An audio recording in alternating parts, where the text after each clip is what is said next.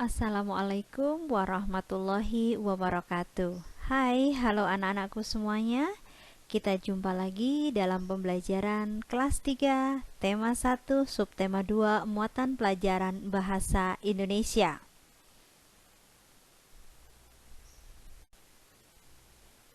Di subtema 2 kali ini kita akan belajar tentang pertumbuhan dan perkembangan manusia. Nah, apa yang dimaksud dengan pertumbuhan? Pertumbuhan merupakan proses bertambahnya tinggi maupun berat tubuh pada makhluk hidup. Tubuh seseorang akan bertambah tinggi dari ketika masih bayi hingga nanti dewasa. Seiring dengan bertambahnya tinggi tubuh, berat badan seseorang juga akan bertambah. Jadi, contoh dari pertumbuhan manusia adalah bertambahnya tinggi dan berat badan. Kalian bisa lihat pada gambar di samping. Di sana tampak pertumbuhan manusia dari sejak balita sampai dia usia SD. Bahkan bisa tumbuh lagi sampai dewasa. Yang kedua yaitu perkembangan. Perkembangan merupakan proses menuju kedewasaan dan tidak bisa dihitung dengan angka. Perkembangan berbeda dengan pertumbuhan.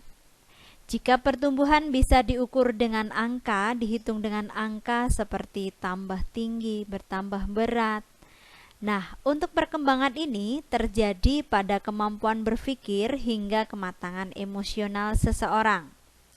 Contoh perkembangan yaitu yang pertama, ketika masih kecil, Farel kesulitan memegang botol susu. Akan tetapi setelah besar, dia mudah memegang tempat minum yang lebih berat dari botol susu, misalnya gelas kaca. Contoh perkembangan yang kedua yaitu ketika masih kecil, Faras masih menggunakan sepeda roda 3 seperti gambar di samping. Akan tetapi semakin lama, ia bisa naik sepeda tanpa roda bantu. Itulah contoh dari perkembangan.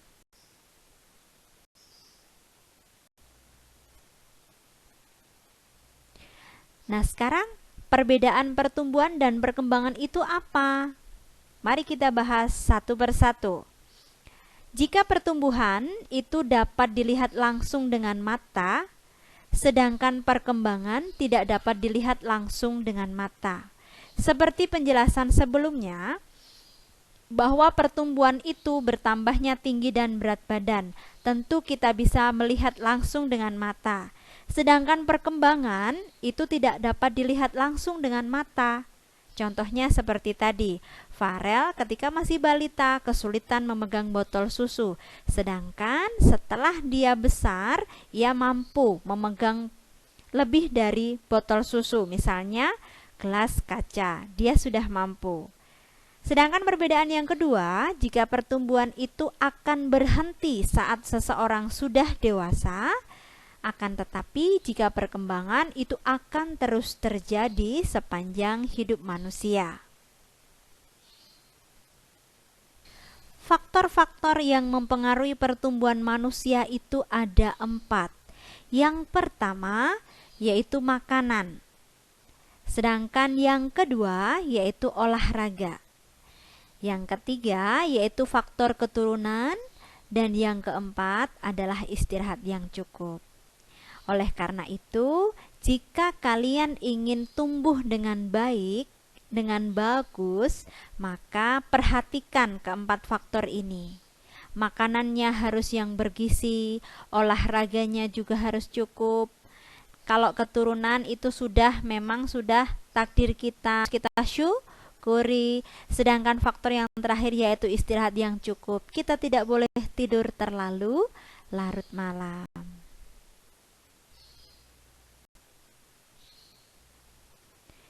Salah satu faktor yang mempengaruhi pertumbuhan dan perkembangan manusia adalah makanan. Makanan yang penting untuk pertumbuhan dan perkembangan manusia adalah makanan yang bersih, sehat, dan tentunya bergizi. Makanan sehat dan bergizi itu apa saja? Yang pertama yaitu terdiri dari makanan pokok. Yang kedua, lauk pauk. Yang ketiga, sayur-sayuran. keempat buah-buahan, dan yang kelima adalah susu.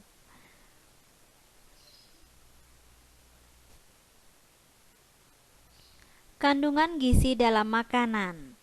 Yang pertama yaitu karbohidrat. Karbohidrat biasanya terdapat dalam makanan pokok, contohnya nasi, kentang, sagu, jagung, roti, dan ubi. Sedangkan protein itu terdiri dari dua, yaitu protein hewani dan protein nabati. Protein hewani itu protein yang berasal dari hewan, contohnya daging, telur, ikan, keju, susu, dan lain sebagainya. Sedangkan protein yang berasal dari tumbuh-tumbuhan, contohnya tempe dan tahu.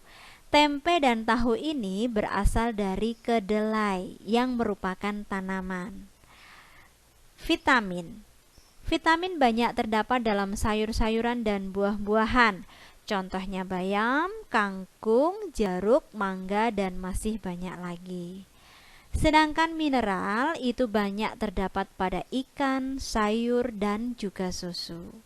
Nah, anak-anakku semuanya, kita sebagai makhluk Tuhan yang Maha Esa harus selalu bersyukur atas ciptaannya. Kita harus selalu menjaga kesehatan dengan cara apa? Makan makanan yang bergizi.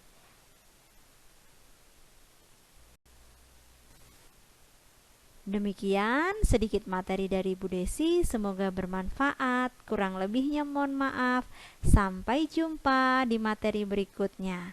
Terima kasih. Wassalamualaikum warahmatullahi wabarakatuh.